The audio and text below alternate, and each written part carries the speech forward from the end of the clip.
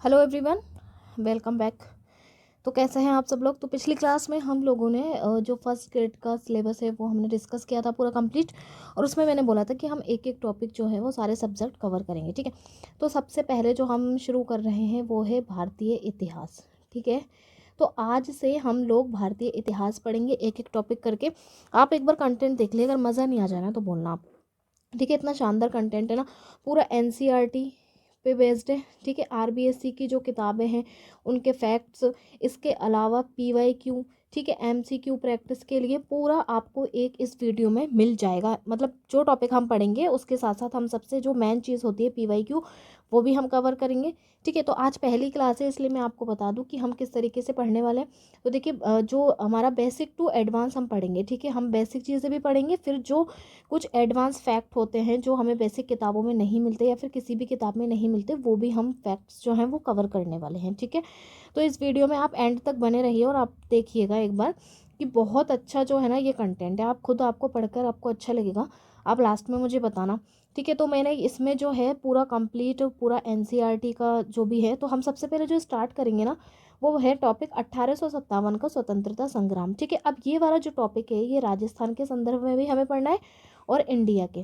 ठीक है, लेकिन हम राजस्थान की जीके बाद में कवर करेंगे, अभी हमने इंडियन जीके स्टार्ट किए, तो आज पहली ही क्लास है। ठीक है, तो आज हम 1857 का स्वतंत्रता संग्राम पढ़ने वाले हैं। तो देखिए, मैं आपको एकदम टू द पॉइंट पढ़ाने वाली हूँ। ऐसा कुछ नहीं है कि फालतू की चीज़ें उसमें ऐड की हूँ, नहीं, हम एकदम टू द पॉइंट पढ़ेंगे। एग्जाम के पॉइंट ऑफ व्यू से जो भी पॉइंट्स हमारे लिए इंपॉर्टेंट है वही चीज़ हम कवर करेंगे। ठीक है, वीडियो को लंबी बनाने के चक्कर में, ये बनाने के चक्कर में हम नहीं करेंगे। बहुत कम टाइम है हमारे पास एग्जाम के, अभी लगभग 3 महीने हम मान सकते हैं। फर्स्ट ग्रेड का एग्जाम 31 मई से स्टार्ट हो जाएंगे। ठीक है, तो हम स्टार्ट करते हैं सबसे पहले 1857 का स्वतंत्रता संग्राम। ठीक है, ये पूरा मैं अभी आपको एनसीईआरटी सार पढ़ाने वाली हूँ। तो सबसे पहले देखिए आता है विद्रोह का कारण। ठीक है, कि विद्रोह हुआ किस वजह से था। 1857 में जो क्रांति शुरू हुई थी वो क्यों हुई थी शुरू। ठीक है, तो इसमें हम देखिए पॉइंट एक एक करके पढ़ेंगे। एक तो पहला है राजनीतिक कारण। तो राजनीतिक में हमको याद रखना है डलहौजी की व्यवगत नीति। ठीक है, अब इस तरीके का कुछ भी फैक्ट आ सकता है कि भाई जो व्यवगत नीति थी वो किसकी थी। ठीक है, तो हम कह सकते हैं कि वो डलहौजी की थी। ठीक है, तो हमको याद रखना है डलहौजी की व्यवगत नीति। ठीक है, इसके तहत सतारा, झांसी, नागपुर जैसे राज्यों का विलय। ठीक है, अब देखिए क्वेश्चन किस तरीके का बन सकता है कि डलहौजी की व्यवगत नीति के तहत कौन कौन से जो राज्य थे उनका विलय किया था। तो हमको ये भी पॉइंट याद रखना है, सतारा, झांसी और नागपुर। ठीक है, इनका विलय किया गया था डलहौजी के द्वारा। 1856 में अवध पर कुशासन का आरोप लगा करके उसे भी ब्रिटिश साम्राज्य में मिला लिया। तो सतारा, झांसी, नागपुर और एंड में किसको, अवध को भी इन्होंने मिला लिया। तो ये बहुत इंपॉर्टेंट, मतलब एक एक जो लाइन है ना बहुत इंपॉर्टेंट है। मैं कह रही हूँ उसमें फालतू का कुछ है ही नहीं। जो भी चीज़ें हमें एग्जाम के पॉइंट ऑफ व्यू से याद करनी है ना वही सब कुछ आपको इस वीडियो में मिलने वाला है। ठीक है, फिर आता है आर्थिक कारण। ठीक है, अब इसमें क्या है कि सब कुछ आपको याद रखना है क्योंकि फालतू का मैंने लिया ही नहीं है। इसमें जो भी मेन चीज़ें हैं वही मैंने इसमें ऐड की है। ठीक है, दूसरा हमारे पास रीज़न आता है आर्थिक कारण। ठीक है, अब आर्थिक कारण में क्या था, बहुत ज़्यादा लगान वो ले रहे थे अंग्रेज़ किसानों से। ठीक है, किसानों की बदहाली और पारंपरिक उद्योगों का विनाश हो रहा था, तो उससे क्या हुआ था, आर्थिक जो उनकी स्थिति थी वो बहुत बेकार होने लगी थी। ठीक है, फिर हमारे पास आता है धार्मिक कारण। ठीक है, धार्मिक कारण में क्या था, अब देखिए धार्मिक कारण में हमें एक याद रखना है, धार्मिक निर्योग्यता अधिनियम 1850। ये एक अधिनियम आया था। इस अधिनियम के द्वारा क्या था, ईसाई धर्म अपनाने वालों को पैतृक संपत्ति रखने का अधिकार। ठीक है, तो ये एक फैक्ट बन गया एग्जाम के पॉइंट ऑफ व्यू से कि भाई धार्मिक निर्योग्यता अधिनियम क्या था। इसके द्वारा ये था कि जो भी लोग ईसाई धर्म अपनाएंगे ना वो पैतृक संपत्ति रख सकते हैं। ठीक है, अब ये सब तो हो गए कि राजनीतिक कारण क्या था, आर्थिक कारण, धार्मिक कारण। अब जो मेन पॉइंट आता है कि भाई तत्कालिक कारण क्या था, क्यों ये हुआ था विद्रोह स्टार्ट। तो सैनिकों को एनफील्ड राइफल दी गई। अब ये एनफील्ड राइफल क्या है भाई, एक बंदूक उनको दी गई थी जिसके कारतूसों में गाय और सुअर की चर्बी होने की अफवाह थी।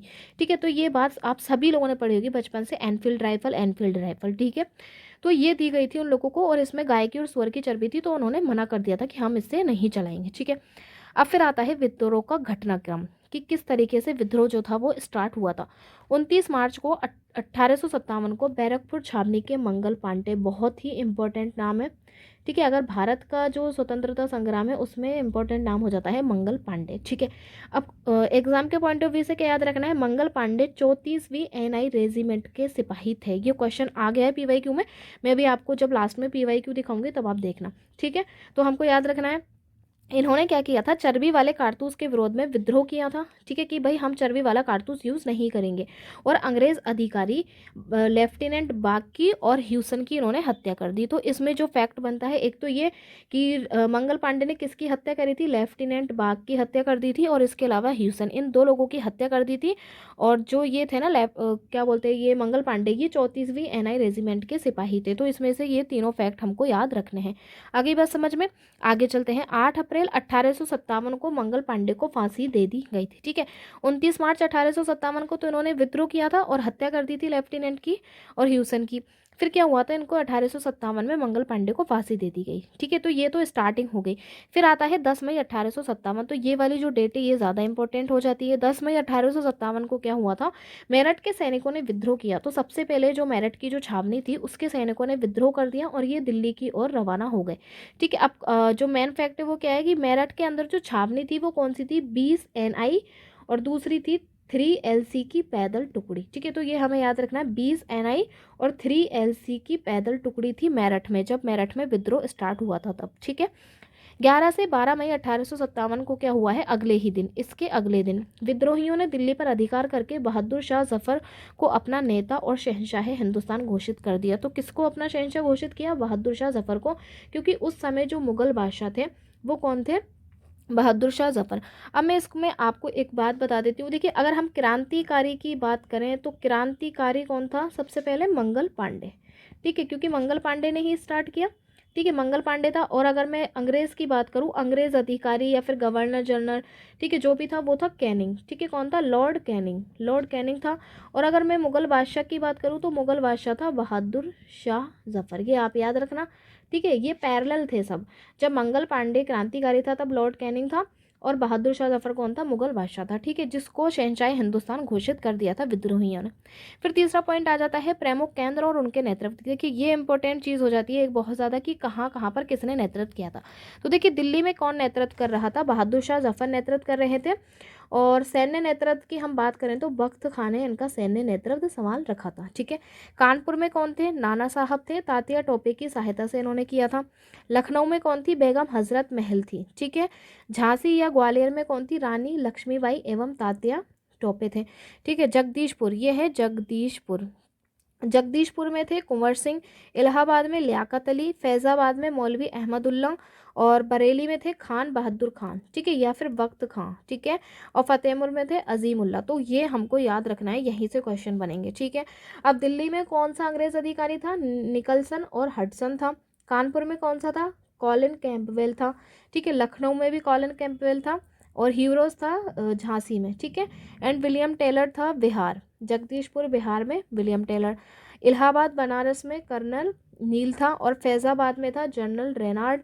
बरेली में था कैंपबेल, ठीक है। एंड फतेहपुर में था विसेंट आयर रेनार्ड, ये सब थे, ठीक है। तो यहीं से क्वेश्चन बनेगा। ये जो अपनी जो इंडेक्स है ये बहुत ज़्यादा इंपॉर्टेंट हो जाती है। अब देखिए, इनमें ना याद रखने में ऐसे थोड़ा सा कन्फ्यूजन हो सकता है, तो हमको क्या है कि ये तो याद होने चाहिए। देखिए, दिल्ली में कौन करेगा, दिल्ली तो केंद्र में थी, तो ऑब्वियस सी बात है कि बहादुर शाह जफर, और सैन्य नेतृत्व वक्त खान ने संभाला था, ठीक है। कानपुर में नाना साहब थे, तात्या टोपे की सहायता से उन्होंने किया था। लखनऊ में बेगम हजरत महल थी, झांसी में तो रानी लक्ष्मीबाई थी, सबको पता है। जगदीशपुर बिहार में कुंवर सिंह थे, इलाहाबाद में लियाकत अली, फैज़ाबाद में मौलवी अहमदुल्ला, बरेली में खान बहादुर खान, और फतेहपुर में अजीम उल्ला। अब ये तो हम याद रख लेंगे। इसके बाद जब हम यहाँ आएंगे तो थोड़े से कंफ्यूज हो जाएंगे, भाई कौन सा अंग्रेज अधिकारी था, तो थोड़ा सा हम ट्रिक बना के याद कर लेंगे। देखिए, दिल्ली जब विद्रोह स्टार्ट हुआ था तो सारे विद्रोही कहाँ निकल लिए थे, दिल्ली की तरफ निकल लिए थे। तो दिल्ली में निकले थे, तो दिल्ली में कौन आ जाएगा, निकल, ठीक है, निकल हडसन आ जाएगा। निकल कहाँ पर, दिल्ली में निकल, ठीक है। कैसे देख, अब देखिए कानपुर के लिए क्या याद रखना, कैसे कानपुर है ना, तो कानपुर का आएगा कॉलिन, कैसे, कॉलिन कैंपवेल, के ऐसे याद रख लेना, ठीक है, कॉलिन कैंपवेल, ठीक है। अब कानपुर है, फिर लखनऊ, ठीक है, तो लखनऊ में भी कौन आ जाएगा, कॉलिन कैंपवेल, ठीक है। कानपुर और लखनऊ में ऐसे याद रख लेना, एक ही है, सेम ही है। अब कानपुर का कैसे हमको याद है, तो लखनऊ का भी याद हो जाएगा, ठीक है। फिर अगर हम झांसी और ग्वालियर की बात करें तो झांसी में बताया कि भाई जनरल ह्यूरोज कौन था, झांसी में जनरल ह्यूरोज था, ठीक है। जगदीशपुर, अब देखिए इसमें भी रे आ रहा है, इसमें भी रे आ रहा है, बिहार, विलियम टेलर, इसमें भी रे आएगा, तो ऐसे याद रखना, Bihar Taylor, Bihar Taylor, Bihar Taylor, ठीक है। इलाहाबाद और बनारस की अगर हम बात करें तो देखिए, इला नीला, इला नीला, इला नीला, ठीक है, तो इसमें हो जाएगा कर्नल नील, ठीक है। फैज़ाबाद की हम बात करें तो देखिए, फैज़ा, फैज़ा रैना, फैज़ा रैना, मैच कर लेना, फैज़ा रैना, ठीक है। तो फैज़ाबाद में कौन हो जाएगा, रेनाड हो जाएगा। अब देखिए बरेली, ले आ रहा है ना इसमें, कैंपबेल इसमें भी ले आ रहा है, ठीक है, ले, बरेली कैंपवेल, ठीक है, और कैंपवेल के साथ विसेंट आयर हो जाएगा। देखिए फतेहपुर रेनाड, फतेहपुर पुर पुर नाड नाड, ठीक है। अब देखिए तो ऐसा है कि हम 2-3 बार याद करेंगे तभी हो पाएगा भाई, देखो ऐसा तो कोई शॉर्टकट है नहीं कि हम इनको कुछ कर ले, तो रटना पड़ेगा। और ये इतनी सी जो अपनी है पूरी इंडेक्स, इसको एक बार याद कर लेना क्योंकि ये इंपॉर्टेंट हो जाती है, ठीक है। अब हम आगे चलते हैं। विद्रोह की असफलता के कारण, अब विद्रोह तो हो गया भाई, सारे विद्रोही दिल्ली पहुंच गए, यहाँ पहुंच गए, सभी लोग अपने जगह जगह पर अपना क्या बोल रहे हैं, नेतृत्व भी कर रहे हैं सभी जगह, लेकिन असफल क्यों हुआ। तो देखिए विद्रोह का एक साथ नहीं होना, पहली बात तो ये था कहीं पे कभी शुरू हो गया, क्योंकि पहले ये हुआ था कि भाई एक साथ विद्रोह शुरू करेंगे, लेकिन वहां पर जो तात्कालिक कारण बना था ना कि उनको बंदूक थमा दी थी, तो इसकी वजह से फिर क्या हुआ था, वो अचानक से स्टार्ट हो गया। फिर उसके बाद में क्या हुआ था कि भाई एक साथ हो ही नहीं पाया, पहले कभी कहीं हो रहा है कभी कहीं हो रहा है, तो पूरे भारत में भी वो नहीं फैल पाया। विद्रोहियों के पास आधुनिक हथियारों और संसाधनों की कमी थी। ग्वालियर के सिंधिया और हैदराबाद के निजाम जैसे राजाओं का अंग्रेजों को सहयोग देना, एक केंद्रीय नेतृत्व और स्पष्ट लक्ष्य का अभाव, ठीक है। तो ये हो गया असफलता के कारण। अब परिणाम की हम बात करेंगे, यहाँ से क्वेश्चन बन सकते हैं। भारत में ईस्ट इंडिया कंपनी का शासन समाप्त हो गया, तो ये जो है कथन में आ सकते हैं कि भाई ये सत्य है या असत्य, भारत में ईस्ट इंडिया कंपनी का शासन समाप्त हो गया था इसकी वजह से, ठीक है। शासन की बागडोर सीधे कहाँ चलेगी, अब ईस्ट इंडिया कंपनी पहले शासन कर रही थी भाई, जब ये समाप्ति हो जाएगी तो फिर शासन कौन करेगा, सीधे ब्रिटिश क्राउन जो वहां पर बैठे हुए थे सीधे उन्होंने अपने हाथों में ले लिया, ठीक है। भारत के गवर्नर जनरल को अब वायसराय कहा जाने लगा है, बहुत इंपॉर्टेंट फैक्ट है। 1857 की जब क्रांति हुई तो उससे क्या हुआ था, भारत में जो गवर्नर जनरल होता था उसको वायसराय कहने लग गए थे, और इस वजह से भारत का फिर प्रथम वायसराय कौन बना था, लॉर्ड कैनिंग, क्योंकि मैंने आपको ऊपर ही बताया था कि जो भारत का गवर्नर जनरल था, अंग्रेज अधिकारी था, तब वो लॉर्ड कैनिंग था, ठीक है। और ये 1858 में जब ये एक्ट आया तब इसी टाइम क्या हुआ था, लॉर्ड कैनिंग ही था, तो इसीलिए ये प्रथम वायसराय बन गया। तो ये जो फैक्ट है ये याद रखना अच्छे से। डलहौजी की विलय की नीति को त्याग दिया था, देखिए उसकी थी, डलहौजी की तो थी विलय की नीति, ठीक है। और ऊपर जो हमने पढ़ी है इसकी डलहौजी की व्यवगत नीति या फिर विलय की नीति, एक ही बात है ना, इसमें कंफ्यूज नहीं होना है हमें। विलय की नीति को क्या हुआ था, त्याग दिया गया था, भैया अब आप विलय नहीं करोगे, ठीक है। अब देखिए एक फैक्ट यहाँ पर है, तात्या टोपे का वास्तविक नाम रामचंद्र पांडुरंग था, ये भी क्वेश्चन आ जाता है। वे इस क्रांति के दौरान छापामार युद्ध प्रणाली के विशेषज्ञ थे, ठीक है, तो ये भी आ सकता है, तो तात्या टोपे के लिए ये याद रखना है, ठीक है। अब हम आगे चलते हैं। अब देखिए आरपीएससी की परीक्षा में क्या होता है कि 1857 से संबंधित बहुत ही गहरे और बारीक तथ्य पूछे जा रहे हैं आजकल, ये बात बिल्कुल सही है, बेसिक नोट्स में ये सब नहीं मिलते। तो अभी हमने ऊपर पूरा एनसीईआरटी से जो भी तथ्य थे वो सारे हमने चर्चा कर लिए थे। अब हम कुछ स्पेशल फैक्ट्स जो हैं वो देख लेते हैं। सबसे पहले राजस्थान के संदर्भ में हम देख लेते हैं करौली रियासत को लेकर के, लॉर्ड डलहौजी, ठीक है। डलहौजी ने डलहौजी की कौन सी नीति, वही व्यवगत नीति, इन्होंने क्या किया था, करौली रियासत को गोद निषेध नीति के तहत हड़पने की कोशिश की थी, लेकिन कोर्ट ऑफ डायरेक्टर्स ने इसे संरक्षित मित्र मान करके मना कर दिया कि करौली तो हमारा संरक्षित मित्र है, इसको नहीं हड़पो, ठीक है। तो ऐसा क्वेश्चन आ सकता है या तो कि भाई लॉर्ड डलहौजी ने वह कौन सी रियासत है जिसको गोद निषेध नीति के तहत हड़पने की कोशिश की थी, लेकिन कोर्ट ऑफ डायरेक्टर्स ने उसे मना कर दिया, तो वो करौली रियासत के लिए था। समझ में आ गई बात। तात्या टोपे, राजस्थान में तात्या टोपे का प्रवेश आरपीएससी का प्रिय प्रश्न है, मतलब ना तात्या टोपे का प्रवेश जो है ना वो उस पर क्वेश्चन आते रहते हैं। तो सबसे पहले तो ये है कि उनका जो नाम है रामचंद्र पांडुरंग था, इनके बारे में हमको अच्छे से जानकारी रखनी है, और वे ग्वालियर के पतन के बाद राजस्थान आए थे, ठीक है। तो तात्या टोपे जो थे वो ग्वालियर से आए थे राजस्थान में, समझ में आ गई बात।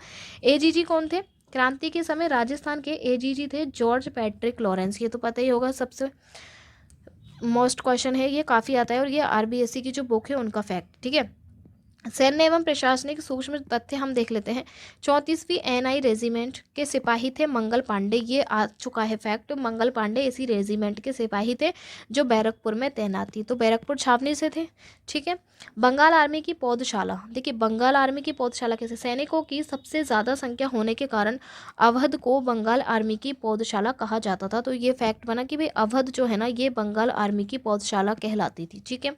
ब्रिटिश प्रधानमंत्री, विद्रोह के समय ब्रिटेन के प्रधानमंत्री कौन थे, लॉर्ड पाम स्टन थे। अब 1857 का हम पढ़ रहे हैं तो उस समय जो ब्रिटेन के प्रधानमंत्री थे वो कौन थे, पाम स्टन थे, ठीक है। विद्रोह की पूर्व निर्धारित तिथि, अब जब ये था ना कि भाई विद्रोह जो था वो एक ही समय पर नहीं हुआ, तो इन्होंने क्या किया था, पहले निर्धारित की थी तिथि कि हम इस डेट को ही रखेंगे, लेकिन वो तात्कालिक कारण की वजह से हर कहीं कहीं पे भी स्टार्ट हो गया था। कई विद्वानों के अनुसार क्रांति के लिए 31 मई 1857 की तिथि तय की गई थी, लेकिन ये अपने समय से पहले ही शुरू हो गई थी। कब शुरू हो गई थी? 10 मई को तो पूरे भारत में फैली, लेकिन मंगल पांडे ने उससे भी पहले स्टार्ट कर दी थी। ठीक है, फिर आता है प्रमुख कथन एवं परिभाषाएं अब आ जाती हैं। देखिए, लॉर्ड डलहौजी 1851 अवध के बारे में उन्होंने कहा था, यह गिलास फल जो है ये एक दिन हमारे मुंह में आकर गिरेगा। तो ये बहुत इंपॉर्टेंट फैक्ट है, इन्होंने अवध के बारे में ये बात बोली थी और डलहौजी ने बोली थी कि यह गिलास जो है, ये फल जो है एक दिन हमारे मुंह में आकर ही गिरेगा। ठीक है, लॉर्ड कैनिंग की आशंका, लॉर्ड कैनिंग ने क्या बोला है? उन्होंने कहा था कि भारत के शांत आकाश में कभी भी एक छोटी सी बदली उत्पन्न हो सकती है जो हमारी बर्बादी का कारण बन सकती है। ये बात बोली थी लॉर्ड कैनिंग ने। ठीक है, हीरोज, अब देखिए जनरल हीरोज कौन था? ये झांसी में जहां महारानी लक्ष्मीबाई नेतृत्व कर रही थी, ये वहां पर था अंग्रेज अधिकारी हीरोज। रानी लक्ष्मीबाई की वीरता से प्रभावित होकर उसने कहा था, यहाँ सोई हुई महिला विद्रोहियों में एकमात्र मर्द थी रानी लक्ष्मी बाई। ठीक है, तो ये हीरोज ने बोला था ये कथन। तो देखिए कितने इंपॉर्टेंट फैक्ट है, ये याद रखना। फिर आ जाता है विद्रोह के दमन से जुड़े कुछ खास नाम हम देखेंगे, विलियम टेलर और विसेंट आयर। ठीक है, विलियम टेलर कौन था और विसेंट आयर कौन था? तो ये भी वही है। टेलर और आयर कौन से उसमें थे हम देख लेते हैं एक बार। देखिए, टेलर जो था वो था, मैंने बताया था जगदीशपुर बिहार, रे से मैंने मैच किया था, तो विलियम टेलर तो इसमें हो गया। ठीक है, और विसेंट आयर और कैंपवेल ये दोनों थे बरेली में। ठीक है, कहाँ पे? बरेली में। आगे चलते हैं, इनके बारे में क्या है भाई? विलियम टेलर के बारे में, इन्होंने जगदीशपुर में कुंवर सिंह के विद्रोह को कुचला था। ठीक है, विलियम टेलर ने। और विसेंट आयर दोनों ने। कर्नल नील, नील ने कहाँ पर? इन्होंने इलाहाबाद में, मैंने बोला था ना इला नीला इला नीला इला नीला, तो इलाहाबाद में किसने? नील ने। बनारस में भी विद्रोह को निर्दयतापूर्वक दमन इन्होंने किया था। ह्यूसन और लेफ्टिनेंट बाग ये वे अंग्रेज अधिकारी थे जिनकी हत्या मंगल पांडे ने की थी। ये हमने ऊपर ही पढ़ा है फैक्ट कि मंगल पांडे ने किन दो अंग्रेज अधिकारियों की हत्या की थी, याद रखना, ह्यूसन की और लेफ्टिनेंट बाग की। ठीक है, आगे चलते हैं। अब देखिए कुछ जो तालिका यहाँ पर दी गई है, एक इंडेक्स यहाँ पर दिया गया है। भारत का वायसराय कौन था? लॉर्ड कैनिंग था। और वायसराय का पद भारत में 1857 की क्रांति जब खत्म हो गई थी उसके बाद आया है। ठीक है, उससे पहले गवर्नर जनरल होता था। क्रांति का मुगल नेता कौन था? बहादुर शाह जफर था। ठीक है, पहली सहायक संधि करने वाला राज्य कौन सा था? हैदराबाद। ठीक है, हैदराबाद ने सबसे पहली सहायक संधि करी थी। और सहायक संधि कौन करवाता था? वेलेस्ली। ठीक है, देखिए डलहौजी की तो थी व्यवगत नीति, डलहौजी की कौन सी नीति थी? व्यवगत नीति थी। और वेलेस्ली की होती थी सहायक संधि, वेलेस्ली की थी सहायक संधि, ये याद रखना। ठीक है, तो सबसे पहली जो सहायक संधि थी वो हैदराबाद के साथ हुई थी। मंगल पांडे कहाँ के निवासी थे? बलिया गाजीपुर। ठीक है, उत्तर प्रदेश के ये निवासी थे। फिर आ जाते हैं कुछ डीप फैक्ट्स, भारत के स्तर पर जो गहरे तथ्य पूछे जाते हैं। 1857 का विद्रोह हम भारत के संदर्भ में पढ़ रहे हैं। ठीक है, विद्रोह का स्वरूप इसको किसने कहा, मतलब किसने क्या कहा ना? तो देखिए वीडी सावरकर जी की हम बात करें तो वीडी सावरकर जी ने इसे भारत का प्रथम स्वतंत्रता संग्राम कहा। ठीक है, तो भारत का प्रथम स्वतंत्रता संग्राम वीडी सावरकर ने कहा था। बेंजामिन डिज़रायली ने क्या बोला था? बेंजामिन ने बोला था इसे राष्ट्रीय विद्रोह। ठीक है, क्या बोला था? राष्ट्रीय विद्रोह बोला था। और सर जॉन लॉरेंस और सीले ने इसे पूर्णतः सिपाही विद्रोह माना था। ठीक है, सिपाही विद्रोह किसने माना था? लॉरेंस और सीले ने। Okay, R G Majumdar. ठीक है, मजूमदार ने क्या बोला था? यह न तो प्रथमता ने ही राष्ट्रीय था और न ही स्वतंत्र संग्राम था। ये कुछ भी नहीं था। इन्होंने, भाई क्या कहना चाहते हो आप मजूमदार जी? पता नहीं क्या कहना चाह रहे हैं मजूमदार जी।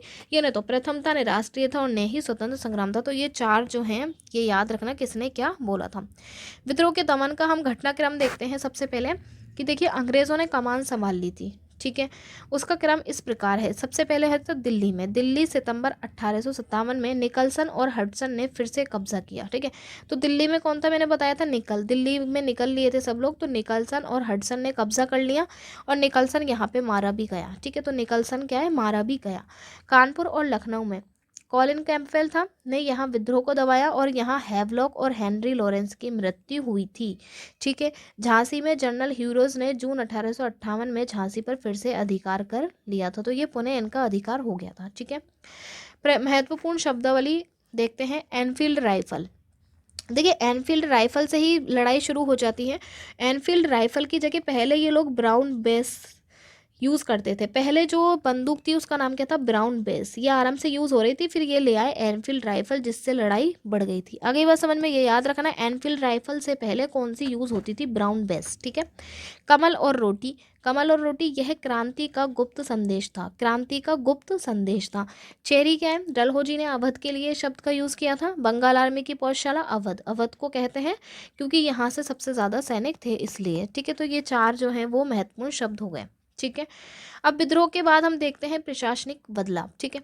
मुगल साम्राज्य का अंत, बहादुर शाह जफर को रंगून निर्वासित कर दिया। देखिए विद्रोह में प्रशासनिक बदलाव क्या हुआ था, इन्होंने क्या किया था कि बहादुर शाह जफर जो था उसके लिए रंगून निर्वासित कर दिया, ठीक है। और रंगून में जाकर ही इनकी मृत्यु हो गई। इसीलिए कहते हैं कि बहादुर शाह जफर की कब्र के बाहर लिखा है कि वो इतना बदनसीब था कि उसको अपनी सरजमी में दफन होने के लिए भी ज़मीन नहीं मिली थी। ये बात बहादुर शाह जफर के लिए बोली गई है, क्योंकि जब 1857 का विद्रोह हुआ था तब इन्हें कहाँ पर भेज दिया था कि आप रंगून जाओ, निकलो यहाँ से, और तभी से ही मुगल पद जो था वो समाप्त हो गया था, ठीक है। तो अंतिम बादशाह भी हम कह सकते हैं बहादुर शाह जफर को, अंतिम मुगल बादशाह, ठीक है। भारत सचिव, लंदन में भारत की देखभाल के लिए, अब देखिए भारत सचिव बनाया लंदन में, लंदन से सरकार चल रही थी, पूरी सरकार का बैठी हुई थी ब्रिटेन में, ठीक है। और वहाँ से यहाँ पे भारत पे राज कर रहे थे ये लोग, तो लंदन के अंदर भारत की देखभाल करने के लिए एक नया पद बना दिया था, सेक्रेटरी ऑफ स्टेट, ठीक है। वायसराय की हम बात करते हैं, गवर्नर जनरल अब वायसराय कहलाने लगा। लॉर्ड कैनिंग भारत का अंतिम गवर्नर जनरल था और प्रथम वायसराय था, ठीक है। अब ये क्वेश्चन भी आ सकता है भाई अंतिम गवर्नर जनरल कौन था, भाई वही तो था कैनिंग, क्योंकि कैनिंग को ही फिर प्रथम वायसराय बना दिया था, ठीक है। एक पील कमीशन बना था, इसने क्या था, सेना में यूरोपीय सैनिकों का अनुपात बढ़ाया गया और फूट डालो और राज करो की नीति अपनाई गई थी पील कमीशन बना करके, ठीक है, ठीक है। फिर इसके बाद आगे ये सब वही है, बरेली में कौन कर रहा था, इलाहाबाद में, फतेहपुर में, ठीक है। ये वापस थोड़ा सा ऐड हो गया। देखिए मौलवी अहमदुल्ला पर अंग्रेज़ों ने 50,000 रुपये का इनाम रखा था, यह उनकी शक्ति का प्रमाण था, ठीक है। मौलवी जो अहमदुल्ला थे उनको पकड़ने के लिए अंग्रेज़ों ने 50,000 रुपये का इनाम तक रख दिया था, ठीक है। तो मौलवी अहमदुल्ला आपको याद है कौन है, मौलवी अहमदुल्ला वे थे जो कि फैज़ाबाद में नेतृत्व कर रहे थे, ठीक है। इन्होंने क्या कहा था कि सारे काफिर जो हैं जितने भी, वो सब क्या हो जाओ, अंग्रेज़ों के विरुद्ध खड़े हो जाओ, सारे जितने भी लोग हैं वो अंग्रेज़ काफिरों के विरुद्ध खड़े हो जाओ और उनको भारत के बाहर खदेड़ दो, ठीक है। फिर ये कहीं इधर उधर गए थे, फिर अंग्रेज़ों ने बोला था कि जो भी ढूंढ के लाएगा 50,000 रुपये देंगे। तो एक राजा था जगन्नाथ, उसने इनकी गोली मार करके हत्या कर दी थी, ठीक है। क्रांति का प्रधान सेनापति कौन था, देखिए सेनापति किसे नियुक्त किया गया था, शहजादा जहीरुद्दीन, ठीक है, पहले। फिर बाद में वक्त खान, तो ये एक इंपॉर्टेंट नाम हो जाता है, वक्त खान को प्रधान सेनापति, पहले शहजादा जहीरुद्दीन था, ठीक है। अब देखिए कुछ ट्रिक्स यहाँ पे दी गई हैं जो हमने ऊपर पढ़ी हैं। सबसे पहली बात तो ये कि जो भी वो कर रहा था नेतृत्व, जैसे कि दिल्ली में कौन, बहादुर शाह जफर, तो दिल में बहादुर, कान में नाना, लखनऊ की बेगम और झांसी की रानी, ठीक है। तो सबको पता ही है। तो दिल में तो कौन था, दिल्ली में बहादुर शाह जफर, कानपुर में नाना साहब, ठीक है, लखनऊ की बेगम हजरत महल, झांसी की रानी लक्ष्मीबाई, ठीक है। जगदीशपुर का कुंवर, फैज़ा का मौलवी और बरेली का खान। जगदीशपुर में कौन, कुंवर सिंह, फैज़ाबाद में मौलवी अहमदुल्ला, बरेली में खान बहादुर खान। अब इसमें दो जगह और रह गई हैं, एक रह गई है इलाहाबाद, ठीक है, एक तो इलाहाबाद रह गया है और एक और इसमें रह गया है, ठीक है। और इलाहाबाद के अलावा फतेहपुर, ठीक है। तो इलाहाबाद में कौन कर रहा था, लियाकत अली, ठीक है। तो इला लिया, ठीक है, याद रखोगे। फतेहपुर में अजीम उल्लाह, ठीक है। तो ये पूरे हो गए। फिर आगे चले, तो ये ट्रिक याद रख लेना भाई, क्या, दिल में बहादुर, कान में नाना, लखनऊ की बेगम, झांसी की रानी, ठीक है। जगदीश का कुंवर, फैज़ा का मौलवी, बरेली का खान। क्या है भाई ये सब, 1857 का जिन्होंने नेतृत्व किया था, किसने, कहाँ कहाँ, ठीक है। दमनकर्ता जो थे उनको याद रखने की क्या, निकल के हडसन ने दिल्ली देखी, कैंप में कान और नाक कटे, ठीक है। दिल्ली, निकलसन और हडसन, कानपुर और लखनऊ में कैंपवेल, ठीक है। और झांसी में हीरोज था। इसे याद रखें कि रानी रोज की तरह बहादुर थी तो उन्हें दबाने वाला हीरोज था, ठीक है। मतलब ये कि अब आप कैसे भी अपनी तरफ से वो ट्रिक बना लो, मैंने आपको ऊपर बताया था, सब दिल्ली निकल गए तो दिल्ली में निकल आ जाएगा, ठीक है। कैसे कानपुर हो गया, कैसे कैंपवेल हो गया, इस तरीके से, ठीक है। महत्वपूर्ण तिथि हम देखें, ज़्यादातर विद्रोह जो थे ना वो जून के महीने में हुए थे। तो 10 मई को मेरठ में शुरुआत हो गई थी, ठीक है। 11 मई को सब लोग दिल्ली चले गए थे और 4 जून को कानपुर, लखनऊ और झांसी, इन तीनों का जो दिन था वो था 4 जून। तो कानपुर, लखनऊ और झांसी में जो स्टार्ट हुआ था विद्रोह वो 4 जून को हुआ था। ठीक है, तो डेट। फिर देखेंगे डलहौजी की हड़प नीति वाले राज्यों के हम क्रम देखेंगे। भाई डलहौजी ने जितने भी राज्य हड़पे थे उसके तहत उसका जो क्रम था वो कौन सा था? सज उझाना। तो हमको ट्रिक याद रखनी है, सज उझाना। से सतारा, जैसे जैतपुर, ठीक है, ऊ से उदयपुर, झांसी और नागपुर। तो ये जो थे ना, इसके अलावा ना इनके बीच में एक बघाट और आएगा। बघाट किससे पहला है? अब इसको सज उझाना की जगह सज बहु जाना कर लो। ठीक है, सज बहु जाना। सज बहु जाना मतलब कि एक सास है जो अपनी बहू से कह रही है सज बहू जाना। ठीक है, सज बहू जाना मतलब कि से सतारा, जैसे जैतपुर, वैसे बघाट, ठीक है, ऊ से उदयपुर, जा से झांसी और नागपुर, ना से नागपुर। ठीक है, तो ये याद रखोगे, हो जाएगा ये याद। तो ये हमें याद रखना है डलहौजी की हड़प नीति वाले राज्य कौन कौन से थे, इनका क्रम पूछ लेता है। ठीक है, सतारा 1848 में, फिर 49 में जैतपुर आ जाएगा, बघाट आ जाएगा जैतपुर के बाद, 1852 में उदयपुर, झांसी और नागपुर। ठीक है, आगे अब हम देखते हैं। तो ये जो थे ना भाई, ये तो हो गया हमारा जो भी कंटेंट था। ठीक है, इसके अलावा जो भी फैक्ट्स हैं वो अब हम MCQ में कवर करेंगे, क्योंकि देखिए फैक्ट जो है वो बहुत सारे होते हैं, लेकिन जो मेन चीज़ होती है ना, मेन पॉइंट, वो तो ये हो गए। अब मैं आपको एक बार MCQ दिखा देती हूँ कि किस तरीके के क्वेश्चन बन सकते हैं। ठीक है, कथन और कारण वाले जो हैं अभी आजकल ज़्यादा पूछ रही है RPSC। तो सबसे पहला जो कथन है वो है, लॉर्ड डलहौजी द्वारा अवध का विलय 1857 के विद्रोह का एक प्रमुख कारण बना था। तो देखिए डलहौजी ने अवध को भी कर लिया था विलय, लास्ट में कुशासन का आरोप लगाकर, हमने स्टार्टिंग में ही पढ़ा था। इसका रीज़न है, अवध को बंगाल आर्मी की पौधशाला कहा जाता था और वहाँ के सैनिकों में अपने राज्य के विलय को लेकर गहरा असंतोष था। ठीक है, तो हाँ सही बात है, A और R दोनों ही सही है, R A की सही व्याख्या करता है। ठीक है, फिर आता है दूसरा क्वेश्चन, 1857 का विद्रोह अपनी निर्धारित तिथि से पूर्व ही शुरू हो गया था? जी हाँ, शुरू हो गया था। चर्बी वाले कारतूसों के प्रयोग ने सैनिकों में तात्कालिक आक्रोश पैदा कर दिया था, जिससे योजनाबद्ध समय का इंतजार नहीं किया जा सका। बिल्कुल सही है, दोनों ही सही है, बिल्कुल सही व्याख्या भी है। ठीक है, तीसरा है, लॉर्ड डलहौजी ने राजस्थान की करौली रियासत को ब्रिटिश साम्राज्य में मिला लिया था? नहीं, मिलाया नहीं था, मिलाना चाह रहा था। करौली के शासक की मृत्यु के बिना किसी प्राकृतिक उत्तराधिकारी के हुई थी। तो इसका जो आंसर हो जाएगा, A गलत हो जाएगा, लेकिन R सही हो जाएगा। डलहौजी ने कोशिश करी थी, लेकिन बोर्ड ऑफ डायरेक्टर ने इसे अस्वीकार कर दिया था कि करौली तो हमारी संरक्षक मित्र थे, हम उसे हड़प नहीं सकते। ठीक है, क्वेश्चन नंबर 4 है, मंगल पांडे को 8 अप्रैल 1857 को फांसी दी गई थी। उन्होंने 29 मार्च 1857 को बैरकपुर में अपने अंग्रेज अधिकारी लेफ्टिनेंट बाग और सार्जेंट ह्यूसन की हत्या कर दी थी। बिल्कुल सही बात है। ठीक है, तो ये भी हम याद रख लेंगे एक बार, 8 अप्रैल 1857 को उन्हें फांसी दी थी, 29 मार्च को उन्होंने जो है वो स्टार्ट कर दिया था विद्रोह। ठीक है, फिर आता है 1857 के विद्रोह के बाद भारत में ईस्ट इंडिया कंपनी का शासन मजबूत हो गया? नहीं, गलत है, मजबूत नहीं हुआ था भैया, समाप्त हो गया था, हमने ऊपर ही पढ़ा है।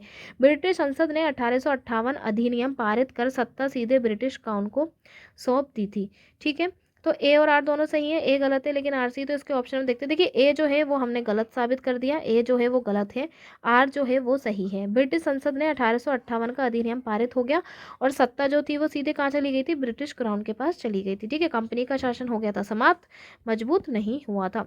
तो ये जो था भाई, ये तो हमारा हो गया यहाँ पर MCQ। ठीक है, अब कुछ सहायक संधि जो है वो किसने कैसे की थी? सहायक संधि किसकी थी? वेलेस्ली की। तो हम याद रखेंगे सहायक संधि थी वेलेस्ली की। तो सहायक संधि का भी पूछ लेता है क्रम। तो देखिए हैदराबाद सबसे पहले किससे करी थी सहायक संधि? हैदराबाद, फिर मैसूर, फिर तंजौर, फिर अवध, पेशवा, भोसले और सिंधिया, ये 7 से सहायक संधि करी थी। तो हैदराबाद में शासक कौन था? निज़ाम अली था। मैसूर में कौन था? कृष्ण राय था। तंजौर में था सरफरोजी द्वितीय था। अवध में शहादत अली था। पेशवा में बाजीराव द्वितीय और भोसले जो था, भोसले में रघुजी भोसले। ठीक है, सिंधिया में दौलतराव सिंधिया। तो देखिए भोसले को और सिंधिया का तो याद रखने की ज़रूरत नहीं है। क्यों? क्योंकि इसमें भोसले आ रहा है, इसमें सिंधिया आ रहा है। पेशवा की बात करेंगे तो बाजीराव ही होगा पेशवा में। ठीक है, अवध में सादत अली याद रखना है। तंजौर, तंजौर सर तंजौर, ठीक है, तंजौर में सरफरोज, मैसूर में कृष्णराय और हैदराबाद का निज़ाम। ठीक है, तो ये जो है हमारा ये कंप्लीट हो जाता है। अब हम कोशिश करेंगे कि इस टॉपिक से रिलेटेड 1857 से जो स्वतंत्रता संग्राम है उससे रिलेटेड मैं अब आपको नेक्स्ट वीडियो में MCQ दूँ, ताकि जितने भी फैक्ट हमारे इसमें छूट गए हैं वो उसमें कवर हो जाए। ठीक है, तो वो सारे के सारे कवर हो जाएंगे आपके लिए नेक्स्ट वीडियो में। तो ये वीडियो अगर आपको अच्छा लगा है तो आप इसको एक बार लाइक कर दो और शेयर कर दो अगर आपका मन करे तो। देखो बाकी बात ये है कि मैं आपको पूरा सिलेबस करवाऊंगी इसी तरीके से बहुत अच्छे कंटेंट के साथ। ठीक है, तो ये तो हो गया था हमारा पूरा टॉपिक। अब हम एक बार PYQ में आपको दिखा देती हूँ PYQ किस तरीके से पूछे गए हैं, तब आपको पता भी चल जाएगा। ठीक है, बाकी के जो भी फैक्ट्स रह गए वो हम नेक्स्ट वीडियो के MCQ सीरीज में कवर कर लेंगे। ठीक है, अब देखिए PYQ जो होते हैं वो किसी भी एग्जाम के लिए बहुत ज़्यादा इंपॉर्टेंट होते हैं। तो हम एक बार PYQ डिस्कस कर लेते हैं 1857 की क्रांति से। ये RBT की बुक के हैं जो मैंने मंगवा रखी है, तो मैंने उसमें से बना लिया था ये PDF। देखिए, एक चेरी जो एक दिन हमारे मुंह में आकर गिरेगी। 1851 ईस्वी में अवध के लिए ये बात किसने कही थी? तो ये बात लॉर्ड डलहौजी ने कही थी। ये हमने अभी अपनी वीडियो में पढ़ा है। ठीक है, अवध की रियासत अंग्रेजों के कब्जे में जाने वाली आखिरी रियासत थी। ठीक है, रियासतों में से एक थी। 1801 में अवध पर एक सहायक संधि थोपी गई और 1858 में अंग्रेजों ने उसे अपने कब्जे में ले लिया था। ठीक है, इस रियासत के संदर्भ में गवर्नर जनरल लॉर्ड डलहौजी ने ऐलान कर दिया कि रियासत का शासन ठीक से नहीं चलाया जा रहा, इसलिए शासन को दुरुस्त करने के लिए ब्रिटिश प्रभुत्व जरूरी है। तो डलहौजी ने 1851 में ही अवध के बारे में घोषणा कर दी थी कि ये फल एक दिन हमारे मुंह में आकर गिरेगा, और उन्होंने उस पर क्या है कि अपना जो है शासन जो है वो चालू कर दिया था। ठीक है, अपने अंडर में ले लिया था अवध को भी। फिर है दूसरा क्वेश्चन, 1857 की क्रांति के दौरान निम्न में से किसके द्वारा मुगल बादशाह को निष्ठा का प्रतीक नजर भेंट की गई थी? ये 2022 में क्वेश्चन आया है। तो इसका आंसर हो जाएगा सामोद के रावल शिव सिंह। ठीक है, कौन? सामोद के रावल शिव सिंह। 1857 की क्रांति के समय सामोद ठिकाने के रावल शिव सिंह ने मुगल बादशाह बहादुर शाह जफर की निष्ठा का प्रतीक एवं नजर भेंट की थी। ये मुगल वंश के अंतिम शासक थे। ब्रिटिश सरकार ने 1857 की क्रांति के समय बहादुर शाह जफर को गिरफ्तार कर दिया और रंगून जेल भेज दिया। ठीक है, तो ये जो है ना इस तरीके के क्वेश्चन हमारे MCQ सीरीज में कवर हो जाएंगे। ठीक है, 1857 के विद्रोह के समय गवर्नर जनरल कौन था? लॉर्ड कैनिंग था। तो ये भी हमने अभी पढ़ाई है। 1857 विद्रोह के समय गवर्नर जनरल लॉर्ड कैनिंग थे। भारत में अंग्रेजी नीति के विरुद्ध पनप रहे असंतोष का शायद शासक वर्ग को पूर्वाभास हो चुका था, इसलिए कभी लॉर्ड कैनिंग ने यह आशंका व्यक्त की थी कि हमें यह कदाचित नहीं भूलना चाहिए कि भारत के शांत आकाश में कभी भी एक छोटी सी बदली उत्पन्न हो सकती है। तो ये बात जो है ये किसने बोली है? लॉर्ड कैनिंग ने बोली है। ठीक है, ओके, जिसका आकार पहले तो मनुष्य की हथेली से बड़ा नहीं होगा, किंतु जो उत्तरोत्तर विराट रूप धारण कर लेगा। 1857 के स्वतंत्रता संग्राम के संदर्भ में कौन सा कथन जो है वो सत्य नहीं है? देखिए, नाना साहब ने कानपुर में विद्रोह किया था, बिल्कुल सही बात है। बरेली में किसने किया था? खान बहादुर खान ने, बिल्कुल सही बात है। मद्रास के सैनिक अंग्रेजों के प्रति वफादार रहे थे। मंगल पांडे 19वीं नहीं 34वीं रेजिमेंट के सिपाही थे, ये बात मैंने आपको बताई थी, तो ये सब हम पढ़ लिए थे। ठीक है, पेशवा बाजीराव के दत्तक पुत्र नाना साहब कानपुर के पास रहते थे। ये इसकी व्याख्या है क्वेश्चन की। ठीक है, आगे क्या है? इन्होंने खुद को पेशवा घोषित कर दिया था और ऐलान किया कि बहादुर शाह जफर के तहत गवर्नर हैं। ठीक है, तो याद रखना ये भी कि भाई पेशवा घोषित कर दिया था नाना साहब ने खुद को, और इन्होंने अपने आप को बहादुर शाह जफर का गवर्नर भी घोषित किया था। ठीक है, खान बहादुर खान बरेली में थे और 1857 के समय इन्होंने मोर्चा संभाला था। बरेली के वक्त खान ने लड़ाकुओं की एक विशाल टुकड़ी के साथ दिल्ली की ओर कूच कर लिया था। तो खान बहादुर खान और वक्त खां। ठीक है, मंगल पांडे चर्बीयुक्त कारतूसों के प्रयोग के विरुद्ध पहली घटना 23 मार्च 1857 को बैरकपुर की छावनी में घटी थी, जहां 34वीं NI रेजिमेंट के मंगल पांडे नामक एक सिपाही ने चर्बी लगे कारतूस के प्रयोग से इनकार करते हुए अंग्रेज अधिकारी लेफ्टिनेंट बागकी और सार्जेंट मेजर ह्यूसन की हत्या कर दी थी। ठीक है, ये भी हमने पढ़ लिया। 1857 के विप्लव के दौरान निम्न विद्रोह स्थलों को विद्रोह फैलने के अनुसार हमें कालानुक्रम के रूप में जमाना है। ठीक है, तो सबसे पहले जो विद्रोह था वो मेरठ में फैला था, पता ही है हमको। ठीक है, मेरठ, फिर मेरठ के बाद फैला था ये बरेली, बरेली के बाद झांसी, और झांसी के बाद में ये फैला था कोटा। ठीक है, हो गया। देखिए, सबसे पहले देखिए, भारतीय स्वतंत्रता हेतु प्रथम शस्त्र विद्रोह तब शुरू हुआ जब 10 मई 1857 को मेरठ स्थित छावनी की 20 NI, देखिए मैंने आपको बताया था मेरठ में कौन सी छावनी थी, 20 NI और 3 LC की पैदल टुकड़ी थी। ठीक है, इसने चर्बी वाले कारतूस के प्रयोग से इनकार कर दिया था। शीघ्र ही विद्रोहियों ने अपने उच्चाधिकारियों की हत्या कर दिल्ली की ओर रवाना हो गए। 11 मई 1857 को इन्होंने दिल्ली पर अधिकार कर लिया और वे बहादुर शाह द्वितीय को विद्रोह का नेता घोषित कर दिया था। दिल्ली विजय का समाचार समूचे देश में फैल गया। देखते ही देखते विद्रोह ने अपने चपेट में बरेली, झांसी, कोटा को ले लिया था। ठीक है, लखनऊ में 1857 के विद्रोह का नेतृत्व किसने किया था? देखिए, लखनऊ में थी बेगम हजरत महल। ठीक है, तो ये यहाँ पे पूरी इंडेक्स वो फिर से दे रखी है। दिल्ली में, लखनऊ में, झांसी, कानपुर, इलाहाबाद, बरेली और फतेहपुर में, ये सब पूरी वही है जो मैंने आपको पढ़ा दी है। ठीक है, तो ये हो गया कंप्लीट। PYQ भी हमने कंप्लीट कर लिए। तो अब हम आगे जो है नेक्स्ट टॉपिक करेंगे। ठीक है, इससे पहले हम एक बार MCQ भी लगा लेंगे 1857 से रिलेटेड। ठीक है।